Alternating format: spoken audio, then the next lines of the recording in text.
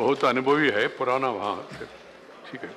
और श्रीमती रंजित रंजन, आपको 7 minute time है। Please sir. धन्यवाद सभापति जी। मैं आपके सामने पहली बार बोल रही हूँ। प्लीज़ 2-3 मिनट में आपसे रिक्वेस्ट करूँगी। प्लीज माँ, प्लीज़ आप बीच में बोल देते हैं, मेरा सारा रैपो खत्म हो जाता। धन्यवाद सभापति जी। मैंने लोकसभा में भी जो बोल रहे थे, क्योंकि आदत पड़ी हुई है लोकसभा की, सबके भाषण को हम लोग सुन रहे थे।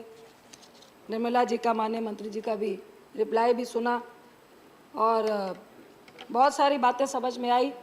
मुझे मुंशी प्रेमचंद जी की एक रचना याद आ गई, गोदान, गो का दान। एक बहुत गरीब फैमिली थी जो पूरे ज़िंदगी भर सपना देती रही कि अपने बच्चों को दूध और दही खिला पाए, एक गाय को पाल के। लेकिन उसका पति बीमार पड़ता है और शैया पर होता है। 5 मिनट बाद उसकी डेथ होने वाली होती है और पंडित जी आते हैं और कहते हैं कि गोदान कर दीजिए तो आपका पति स्वर्ग सिधार जाएगा। उसकी पत्नी घर से गई, 1 रुपए का सिक्का लेकर आई और पंडित जी को दिया और कहा, पंडित जी मेरे घर में यही 1 रुपया बचा है।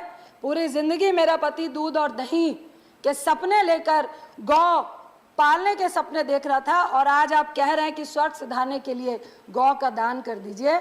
मैं ये इसलिए बोल रही हूँ कि आज गरीब के पेट में लात मारी जा रही है और मोदी साहब हमारे कह रहे हैं थाली बजाओ, थाली बजाओ, थाली बजाओ। आप सारा ठीकरा यूक्रेन की लड़ाई पे ठोक रहे हैं, आप कोविड को दे रहे हैं, लेकिन आपकी नीति ने जो नोटबंदी से 2016 से जो गलतियां पे गलतियां की, कभी भी उसका आप जिक्र नहीं कर रहे। जितने अर्थशास्त्री थे उन सब ने कहा था, जब हमारे देश की आर्थिक स्थिति बिल्कुल स्टेबल थी, उस वक्त नोटबंदी नहीं कीजिए। आपके स्वर्गीय, मैं उनका नाम नहीं लूंगी, उन्होंने भी कहा था कि नहीं करनी चाहिए नोटबंदी। उस दिन से आज तक हम अपने देश की आर्थिक स्थिति को संभाल नहीं पा रहे। मैं 2013 का प्रधानमंत्री जी का भाषण याद कर रही थी, जिन पे उन्होंने कहा था कि मनमोहन सिंह जी महंगाई का मां नहीं बोलते हैं। प्लीज मनमोहन सिंह जी आए और महंगाई के बारे में बताएं कि कब कम होगी। उन्होंने कहा मरो तो मरो आपका नसीब। ये प्रधानमंत्री मोदी जी के शब्द थे मनमोहन सिंह जी के लिए। उन्होंने कहा था कि आप गरीबों के लिए कह रहे हैं मरो तो मरो आपका नसीब। मुझे फिर याद आ रहा है कोविड का वक्त, जब करोड़ों लोग सड़कों में चल रहे थे, हजार किलोमीटर चल के जा रहे थे, तो मुझे लगता है मोदी साहब यही कह रहे थे मरो तो मरो आपका नसीब। क्योंकि उस वक्त गरीब को पैसा देना था, तो आपने क्या बोला, सारे गरीब घर से बाहर निकलो और थालियां बजाने का काम करो। थाली बजाने से आपके पेट में भोजन मिल जाएगा। फिर हमारी माननीय मंत्री स्मृति ईरानी जी ने कहा कि जब भूखा बच्चा चीख कर भूख से व्याकुल हो रहा होता है तो सरकार क्यों नहीं सुनती है। जब किसान आत्महत्या कर रहा होता है तो आपके कान में आप रुई डाल के सो जाते हो। आई विश कि स्मृति जी आइए और हम लोगों के साथ, अगर आप चीख के उस बच्चे की पुकार और दर्द को समझ रही थी, तो आइए ना। आज गैस सिलेंडर 10,054 रुपए हो गया है। आज आप हमारे साथ चीख कर गरीबों की बात करिए, अपने घर की रंजिश मत निकालिए प्लीज, आप मंत्री।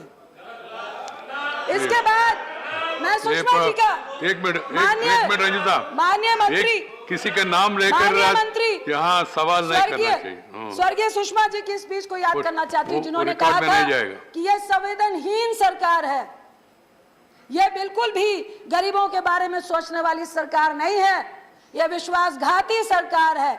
आज मुझे कहना पड़ रहा है कि अगर सुषमा जी होती तो वो निश्चित बोलती कि ये संवेदनहीन सरकार है, हमारी ही सरकार है, ये विश्वासघाती सरकार है, हमारी ही सरकार है। मुझे डर लगता है जब मैं प्रधानमंत्री की उस स्पीच को सुनती हूँ, जो उन्होंने कहा था कि घर में चूल्हा नहीं जलता है, बच्चे भूख से रो रो कर सोते हैं और माँ आंख में आंसू लेकर चुप हो जाती है।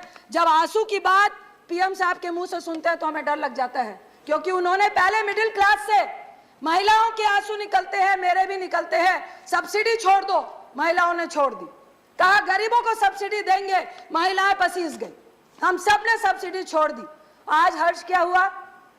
आज आपने 1600 रुपए का एक झुंझुना पकड़ाकर 7 करोड़ लगभग लोगों को आपने चूल्हा और गैस दिया।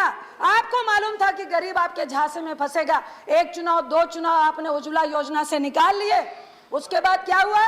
क्या वो 1600 रुपए, वो सब्सिडी जिस रेवड़ी की बात आज मोदी साहब कर रहे हैं, प्रधानमंत्री साहब कर रहे हैं, क्या वो रेवड़ी नहीं थी? लेकिन वो रेवड़ी में फर्क इतना था, गरीबों के लिए नहीं थी, गैस एजेंसीज के लिए थी।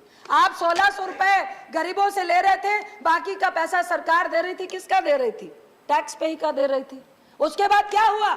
आज आंकड़ा है, इतना वक्त नहीं है, लगभग 7 करोड़ घर, जिसमें 4.5 करोड़ वो लोग हैं जो उज्ज्वला के तहत आते हैं, 1 साल में एक भी गैस रिफिल नहीं करा रहे हैं। 3.5 करोड़ के लगभग वैसे लोग हैं जो साल में एक रिफिल करा रहे हैं। ये किसको दिया था झुंझुना? ये किसकी रेवड़ी थी? रेवड़ी तो प्रधानमंत्री साहब आपने भी दी।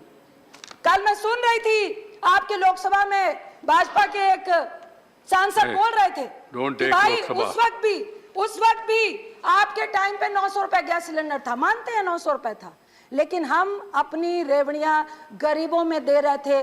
बिल्कुल 400 रुपए कम में गैस सिलेंडर दे रहे थे। हम गरीबों की मदद कर रहे थे। हम एनपीए की और करोड़पतियों की मदद नहीं कर रहे थे। हम उनके 3.5 लाख करोड़ रुपए माफ नहीं कर रहे थे, हम गरीबों को दे रहे थे।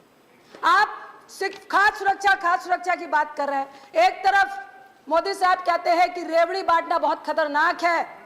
मैं प्रधानमंत्री साहब, सभापति जी के माध्यम से बोलूंगी, उज्ज्वला की रेवड़ी हो, चाहे आपकी कोई भी गरीबों के लिए रेवड़ी हो, वो रेवड़ी में ना तिल था, ना चीनी थी, ना गुड़ था। ये तिल, चीनी, गुड़ सब कुछ कोई जो लेके गया वो कॉर्पोरेट थे। एक और रेवड़ी की याद दिलाना चाहती हूँ आपको, जियो। आप एक तरफ कह रहे हैं कि रेवड़ी नहीं खिलानी चाहिए, आपने क्या किया? पूरे देश को जियो का रेवड़ी खिलाई। पहले बोला मुफ्त में दे रहे हैं, मुफ्त में दे रहे हैं, मुफ्त में दे रहे हैं। जब आपको आदत डल गई, उसके बाद अब कितने में जियो का लोग प्रीपेड और पोस्टपेड भरवाते हैं। ये कौन सी रेवड़ी थी? ये रेवड़ी भी कॉर्पोरेट के लिए थी, गरीबों के लिए नहीं थी। दूसरी तरफ मैं आपको जरूर कहना चाहूंगी कि मेरी बात हो रही थी, एक छोटी सी फैक्ट्री चलाने वाला व्यक्ति है, उन्होंने सुबह बोला कि जीएसटी निर्मला जी का कल मैं भाषण सुन रही थी कि उन्होंने बोला कि लगभग 1,45,00,000 करोड़ जीएसटी समथिंग, मेरे आंकड़े गलत हो सकते हैं, कि इस बार भी हमने जीएसटी से पाया। मैं मंत्री साहब से पूछना चाहूंगी, आप जीएसटी तो पा रहे हैं, जो लोग काम कर रहे हैं, फैक्ट्रियां चला रहे हैं, विद इन मंथ उनको ब्याज, बैंक का ब्याज भी देना पड़ता है, जीएसटी भी गवर्नमेंट को देना पड़ता है। 15 दिन के अंदर अगर वो नहीं देंगे तो आप पेनल्टी लगाते हैं, लेकिन उनका जीएसटी का इनपुट आपको कितने दिन में देना था? एक साल लगाकर आप उनका इनपुट नहीं देते हैं। क्या खरबों रुपए आप उनके इनपुट से बना के क्या सरकार पूरे देश को उसी इनपुट से चला रही है क्या? तीसरी बात, मैं एक बच्चे से मिली, 16-17 साल के बच्चे से। आप जीएसटी लगा रहे हैं 5%, आप जीएसटी लगा रहे हैं 12 से 18%। दोनों ही जीएसटी में आम आदमी मरता है। किसी ने बोला कि 5% जीएसटी से किसको फर्क पड़ेगा? पड़ता है। जो व्यक्ति वृद्धा पेंशन 500 रुपए के लिए 8 घंटे लाइनों में खड़ा होता है, पूरा महीना चलाता है, अगर उसको 5% जीएसटी लगता है तो फर्क पड़ता है। आप कहते हैं कि नहीं, खुला जो गरीब है वो खुले का खाता है, उसको फर्क नहीं पड़ेगा। मैं आपसे पूछती हूं कि क्या आप चाहते हैं जिंदगी भर वो गरीब ठेले में मक्खी लगता हुआ खाना ही खाता रहे? क्या उसका हक नहीं है कि वो पैकिंग खाने को खाए? क्या उसका नहीं है कि स्वस्थ खाना खाए? प्लीज सर, 2-3 मिनट स्वस्थ खाना खाए। दूसरी तरफ आप ये बताइए, टेट्रा पैक में जो 10 से 12 रुपए की लस्सी, छाछ, दूध, दही, हम सब बच्चे स्कूल से आते हैं तो जाके किसी भी एमडीएमसी के, एमडीसी के उससे छाछ लेते हैं, तो क्या उसमें आप 12 से 18% जो लगा रहे हैं वो क्या गरीब अमीर खाता है? या किसी करोड़पति का बच्चा वो टेट्रा वाली लस्सी पीता है जिसके लिए आप कह रहे हैं कि 12 से 18 करनी है? मुझे एक बच्चा बोल रहा था कि मैडम आप लोग सदन में बोलते क्यों नहीं हैं? हम स्कूटी चलाए, आपने ज्यादा समय लिया, thank you sir please, sir please, thank you, धन्यवाद। Sir please 1 minute sir, please sir 2 minute, doctor Fauzia sir, Khan, please 2 minute, doctor Fauzia sir Khan, please 2 minute, 2 minute extra दिया मैंने आपको, सर, मैं आपने conclude कर आप रही हूँ। पॉलिटिकल सवाल उसमें बढ़ गए तो मैं क्या करूं? Sir conclude, Fauzia, sir conclude कर हाँ, रही हूँ, प्लीज सर कंक्लूड। कंक्लूड करिए। उसने बोला कि आप बताते क्यों नहीं है, स्कूटी से जाए तो तेल महंगा, एक टेट्रा का 10 रुपए का जूस पिए तो वो महंगा, स्कूल में जाए तो पेंसिल, रबर, इरेजर, कटर महंगा, तो आदमी जाए तो कहां जाए? एक तरफ आप नोट कोविड में 23 करोड़ को गरीबी रेखा में लेके आ गए, 98% लोग की सारी आमदनी घट गई। मैं आपसे एक रिक्वेस्ट करती हूँ, बार बार लोग कह रहे थे कि रुपया गिर रहा है, देश की आबरू जा रही है, आबरू जा रही है। मनमोहन सिंह जी ने आपने पूछा था और मनमोहन सिंह जी ने बोला उस वक्त भी कुछ नहीं था, लेकिन 59 से 69 हुआ और विद इन 4 मंथ में दोबारा 59 में लेकर आ गए थे। क्या आप लेकर आएंगे? डॉक्टर मैं फौजिया खान, आपसे आग्रह करती हूँ कि प्लीज, जहां पर कांग्रेस इस देश की आर्थिक स्थिति को छोड़ के गई थी,